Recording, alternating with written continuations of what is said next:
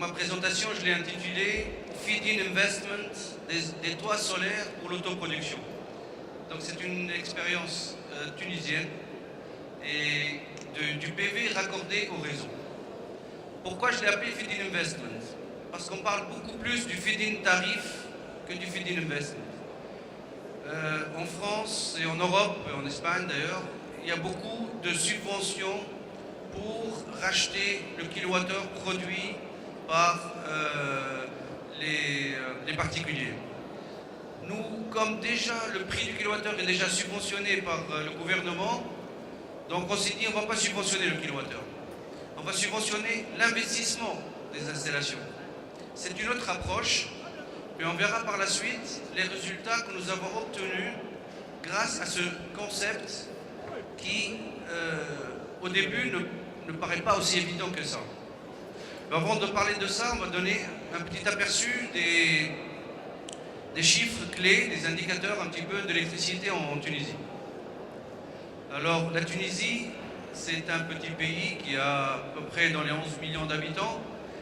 Et la consommation, enfin la pointe de la demande qui est en général en été et qui souffre un petit peu de la climatisation et de la saison touristique, là où on a un écart de près de 1000 MW qui doit être mis de côté pour répondre à cette saison qui est un peu difficile. Donc avec l'été, nous arrivons au milieu de la journée à des pointes assez considérables. Et quand on voit l'allure l'effet de la climatisation pendant la journée, on voit un petit peu le creux la nuit, et pendant la journée la climatisation, puis après une petite pointe le soir. Donc ça c'est la demande nationale. Donc toute la charge qui est disponible dans tout le pays.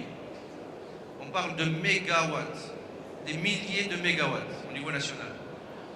Il y a deux points que j'ai souligné en rouge, c'est 90% d'électricité, plus que 90, 94% d'électricité provient du gaz naturel. Donc on est très dépendant du gaz naturel. Et ça, c'est un handicap aussi pour la Tunisie, parce que si jamais on a des problèmes de gaz, peut-être qu'on n'aura pas d'électricité. Mais quand même, l'approvisionnement, il est assez sécurisé au niveau du réseau gaz déjà. Et donc pour ça, c'est un point très important pour développer tout ce qui est renouvelable. De l'autre côté aussi, nous avons atteint quand même un taux d'électrification qui est assez exceptionnel pour l'Afrique, qui est de 97%. C'est un taux où il a fallu travailler longtemps et beaucoup pour pouvoir amener de l'électricité aux petits villages très éloignés et pouvoir garantir leur stabilité et éviter l'exode ou le mouvement et amener aussi les informations, l'internet, la télévision, les informations et puisque aussi l'éducation des enfants. Et tout ça c'était important. C'est un travail qui a duré plus de 15 ans et aujourd'hui nous pouvons être assez fiers de ce taux-là au niveau de l'Afrique. La Tunisie, comme vous le voyez, elle est interconnectée aux pays voisins. On voit qu'on est interconnecté avec le pays à gauche, avec l'Algérie, avec 5 interconnexions, avec la Libye, notre voisin d'en bas, avec 2 interconnexions. Il y a des échanges qui se font, et des échanges au niveau électrique, au niveau gaz. Et ça a permis aussi de renforcer le réseau électrique. Il y a un projet qui est en cours de raccorder la Tunisie à l'Italie via un câble sous-marin.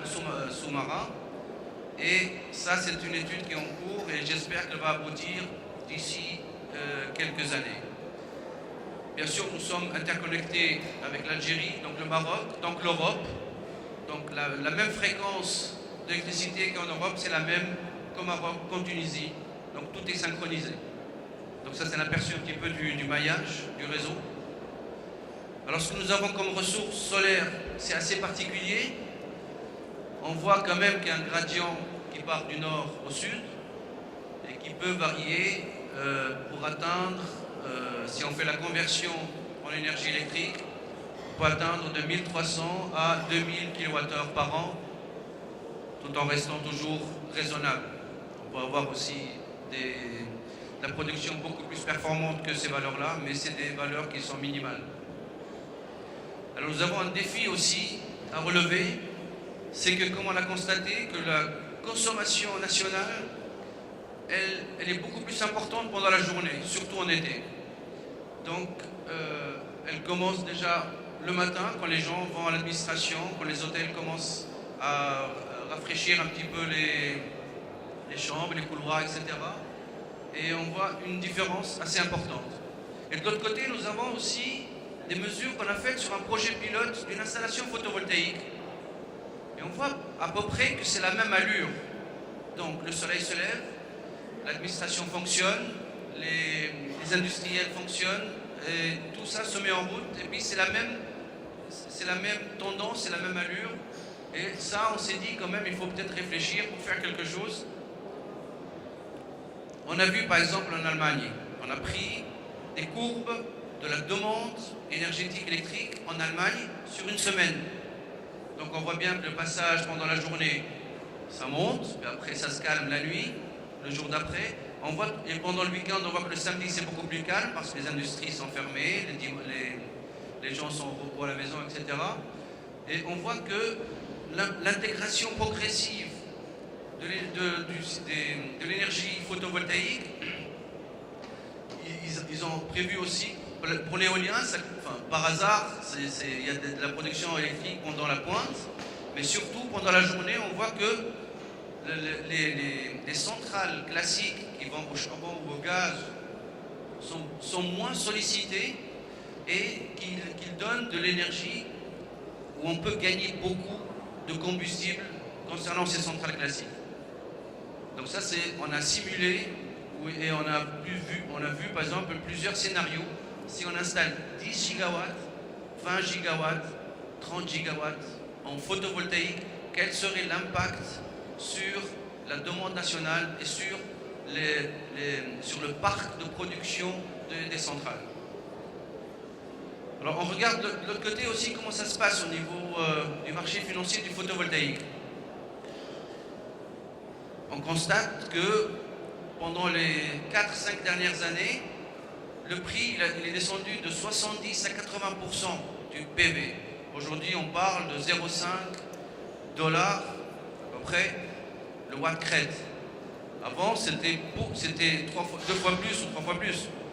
Donc on voit que quand même le prix commence à devenir intéressant pour le vulgariser, qu'il soit accessible un peu à tout le monde. Et on s'est amusé à calculer un petit peu le prix du kilowattheure en fonction de l'ensoleillement.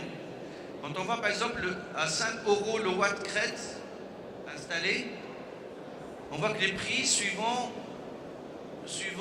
le taux suivant la situation géographique, on voit que les prix commencent à descendre, plus le taux de radiation est important, plus le prix est bas, et plus le prix du watt crête installé, plus il devient bas, plus on se rapproche du prix d'électricité vendu par les sociétés nationales. C'est ce qu'on appelle la parité réseau.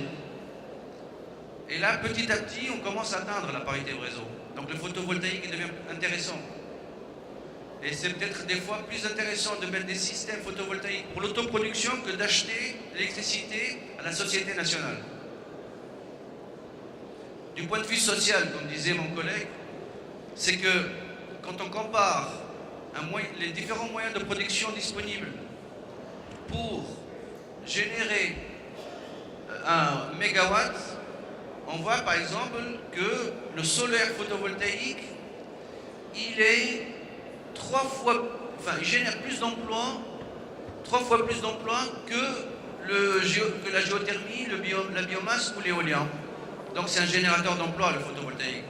Et c'est ce qui nous manque en Tunisie, parce que nous avons quand même un potentiel assez important de compétences et on a besoin de les embaucher, de les caser, qui rentrent un petit peu dans le circuit économique du pays.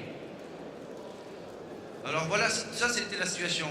Et avant 2009, On va regarder un peu ce qu'il y avait en Tunisie. Il n'y avait pas de cadre juridique, il y avait une absence totale, il y avait un manque, il y avait un appel d'un cadre législatif qui permet un petit peu l'autoproduction et le développement des énergies renouvelables. Seule la STEC c'est l'entreprise publique, seule la STEC peut mettre des moyens de production pour vendre l'électricité. Mais personne d'autre n'avait accès, ni au réseau, ni quoi que ce soit. Les investissements étaient lourds pour le photovoltaïque, personne n'en parle. Personne ne voulait parler de photovoltaïque parce que c'était trop cher. Les promotions étaient limitées. On n'avait pas trop d'expérience dans le photovoltaïque, à part les systèmes isolés. Il n'y avait pas trop d'études ni d'exploration de sites. Le tarif de rachat de la STEC n'est pas incitatif. Donc, il fallait intervenir. Donc, il fallait faire un plan d'action. Première chose, c'était faire une législation. Une réglementation qui soit appropriée à notre pays, avec notre contexte économique. Il fallait faire aussi un atlas national. Il fallait évaluer le potentiel électrique de la production photovoltaïque. Il fallait développer et élaborer des études de faisabilité. Les partenaires financiers, il faut aussi les intéresser et les faire intervenir aussi. Et pour ça aussi, il faut un projet de démonstration. Il faut convaincre avec un projet de démonstration quelque chose de concret, avec des valeurs, avec des mesures et avec des chiffres. Et là rentre notre projet, notre programme national qui s'appelle le ProSolElec en basse tension, qui permet aux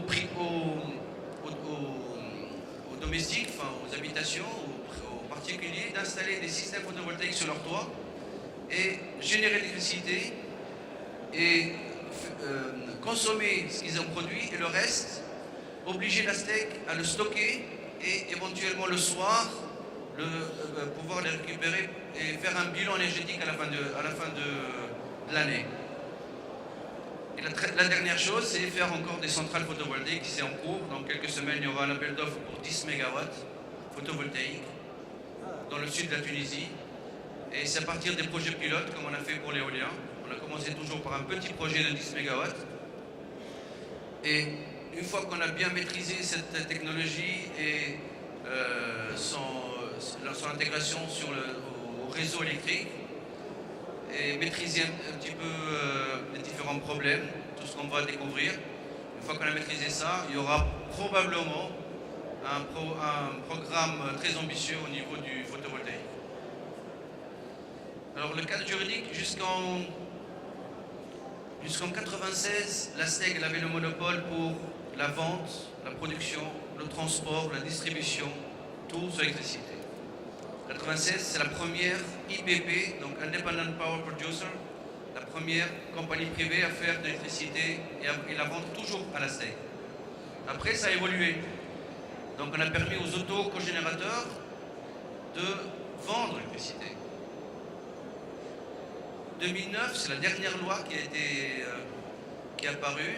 Elle permet l'accès des tiers au réseau, mais en plus, elle permet le transport. C'est-à-dire qu'on peut produire quelque part dans le pays, transporter l'énergie et la consommer dans une industrie quelque part ailleurs dans le pays. Et ça, c'est tout à fait nouveau. Depuis 2009, quelqu'un peut produire et consommer en dehors du lieu de production. C'est la loi 2009 qui permet ça. Et c'est aussi l'autoproduction. De l'autre côté, on a aussi incité les gens à adhérer à ce programme avec des subventions. Et c'est là le feed-in investment. C'est-à-dire, on vous donne de l'argent, le gouvernement donne des primes pour encourager les gens à investir, que ce soit dans la maîtrise de l'énergie, l'audit énergétique ou du renouvelable.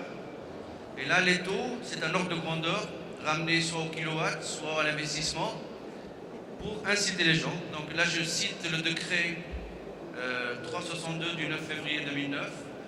C'est un décret qui fixe les taux et le montant des primes, que les gens sachent un peu de combien ils vont bénéficier pour faire leur projet ou leur installation.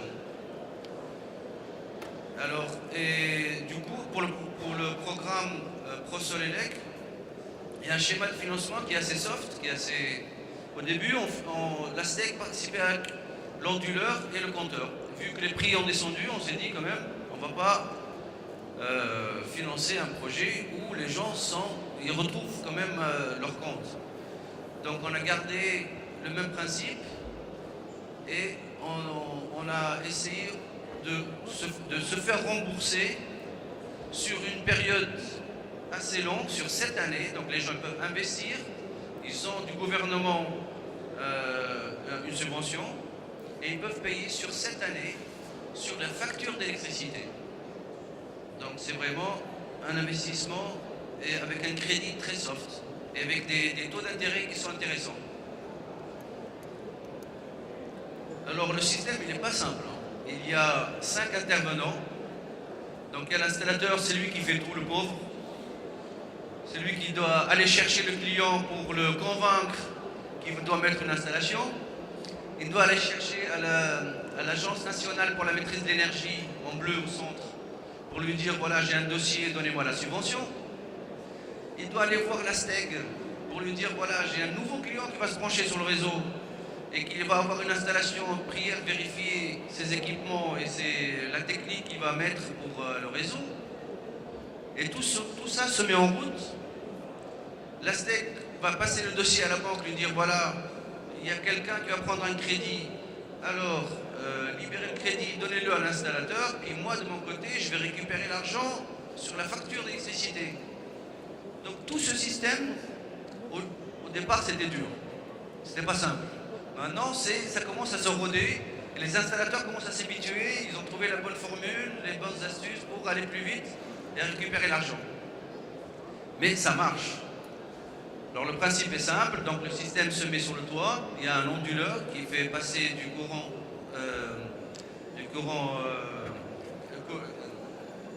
en continu au courant alternatif, et il est branché sur le réseau, il y a un compteur qui compte, qui cumule un petit peu l'énergie produite et qui l'envoie au réseau, et ce qui vient du réseau, il est aussi, tout est calculé, tout est suivi avec des compteurs, et on stocke dans le réseau pendant la journée.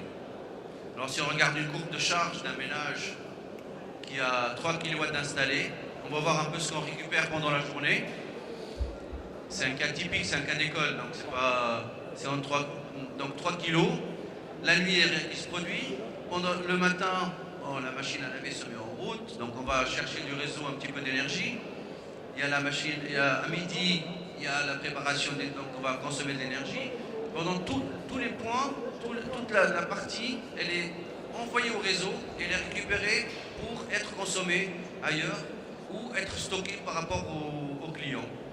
Donc ça permet d'avoir une idée un petit peu de ce qui se passe pendant la journée, les échanges d'énergie, ce qui est consommé sur place et ce qui est stocké ou envoyé vers le réseau. Alors l'autre point, c'est faire un projet de démonstration. On n'est jamais mieux servi que par soi-même. Donc la STEC, elle a installé 22 kW, c'est la puissance qu'il faut pour être autonome pour une agence commerciale de la STEC à Tunis. Et là, nous avons fait un petit projet pour que les gens viennent voir un peu ce que c'est. Qu'est-ce que c'est le système photovoltaïque, qu'est-ce que c'est l'autoproduction, et comment ça se présente, la surface qu'il faut, les fixations, ce que c'est un panneau, etc. Donc c'était un projet pilote. Et il a été dimensionné pour que l'agence soit autonome et qu'elle soit accessible aussi pour tout le monde. Alors ce qui se passe aujourd'hui, ce qu'on peut voir, les résultats, le nombre de dossiers déposés durant 4 ans, il y a presque 5000. Il y a des gens qui adhèrent de jour en jour. La puissance installée pour des puissances de 1 à 2 kg, c'est 8 MW. C'est pas mal. C'est 1 et 2 kilos, pas plus. Je ne comptabilise pas ceux de 5 ou 3 ou 10 qui sont en cours aussi, qui viennent gentiment. Mais ça commence à bouger. Le nombre d'installateurs qui sont vraiment opérationnels, qui travaillent là-dessus, il y en a une trentaine. C'est bien, répartis dans tout le pays. L'évolution de la demande, 10%, donc c'est un nombre à 2 chiffres. Ça va doucement mais sûrement. Le coût moyen qui est descendu, vu qu'il y a la concurrence, maintenant que ça bouge, qu'il y a des installateurs, et puis les gens commencent à comprimer un petit peu leur offre. Et là, on arrive à 3500 € par kilowatt installé. Les crédits débloqués, par la STEC 1,23 million d'euros. Donc il y a une certaine dynamique qui a été créée avec ce système-là. Regardez un petit peu la pente depuis janvier 2013 jusqu'en octobre 2014. C'est une jolie pente et une demande qui se fait de plus en plus pour atteindre les 8,2 en octobre. Ce qu'on a gagné tout ça, c'est qu'on a valorisé un petit peu les ressources naturelles du pays, donc le soleil, qui est omniprésent. On n'a pas besoin ni de statistiques, ni de comparer au vent ou attendre une année ou 2 ans pour savoir le potentiel. On a essayé de maîtriser l'énergie pour les particuliers et réduire la facture. Quand vous avez un système de production sur le toit et qu'à la fin du mois vous avez une facture qui est beaucoup plus légère, ça fait toujours du bien pour la poche. Et le cumul permet d'être beaucoup plus indépendant des aléas du prix des hydrocarbures. On a vu un petit peu la progression du prix du baril, comment elle a évolué, puis le prix du kilowattheure qui a aussi suivi. Et c'est le consommateur qui est pénalisé dans ce cas-là. Nous avons aussi contribué à un mix énergétique. C'est le but qu'on veut atteindre, c'est qu'on veut avoir un mix énergétique assez varié. Comme vous l'avez vu tout à l'heure, on a plus que 94% de gaz naturel. Donc si on essaie à avoir un peu plus de mix, c'est intéressant ça. La recherche aussi est impliquée. Parce que comme il y a des systèmes qui marchent, on veut les rendre beaucoup plus performants. On va pousser un petit peu les chercheurs à faire mieux. Donc si on peut gagner 1 ou 2%, soit sur une cellule, ou sur le captage de la lumière, ou sur n'importe quel système, c'est toujours intéressant. Il y a une dynamique économique qui s'est créée dans tout le pays. Donc ça bouge. Non seulement, ça n'a rien à voir avec une ville, qu'elle soit côtière, qu'elle soit industrielle ou pas. Donc les gens vont se déplacer là où il y a des clients, là où il y a le soleil. Il y a des terres qui sont non cultivables. On ne peut pas faire ni de l'agriculture, ni on peut bâtir ou que ce soit parce que c'est des marécages, c'est des points pas intéressants dans une zone. On peut aussi les valoriser. On peut mettre des panneaux et sortir des câbles et produire de l'énergie électrique. Et ça donne aussi une valeur ajoutée aux régions défavorisées. Un petit bled paumé quelque part, personne ne le connaît. Si on peut faire une centrale là-bas, c'est notre expérience que nous avons vécue avec la première centrale éolienne en Tunisie, c'est que la région où on a mis les éoliennes, eh bien, nous avons recensé autour de 15 000 visiteurs par an, entre les étudiants, les chercheurs, les familles aussi qui veulent montrer aux enfants et leurs amis. Venez voir ce que c'est une éolienne, venez voir ce que c'est une photovoltaïque. Et tout autour, il y a un petit commerce qui se crée. Les gens viennent boire quelque chose, boire un café, se reposer, etc. Donc ça peut donner une valeur ajoutée aux régions qui n'ont rien, qui n'ont pas d'industrie ou quoi que ce soit. Et ça aussi, ça crée de l'emploi aussi au niveau des régions. C'est notre souci majeur en Tunisie, ça je ne vous le cache pas. Et bien sûr, on essaie de préserver l'environnement. Donc toute cette expérience-là, on voit quand même qu'elle a donné beaucoup plus de positif au pays et on a vu les résultats qui sont assez probants. Et on continue d'encourager le feed-in investment ou la subvention à l'investissement, mais pas au rachat d'un kilowattheure. Et moi personnellement, je pense que c'est une bonne solution, comparé un peu ce qu'on a vu quand le prix du feed-in tarif en Europe, il a commencé à baisser. Et les installateurs commencent à disparaître plus ou moins. Mais là, il est impliqué, celui qui met son installation, c'est lui qui va être encouragé pour être autoproducteur. Mais il reste toujours connecté au réseau. Donc toutes les installations sont connectées au réseau. Et voilà, donc j'aurais fini avec ma présentation, montrant un petit peu, il y a beaucoup de soleil en Afrique, il y a un peu partout dans le monde, donc c'est intéressant de pouvoir en profiter, de raccorder ça au réseau, comme ça a du jus. Et je vous remercie pour votre attention.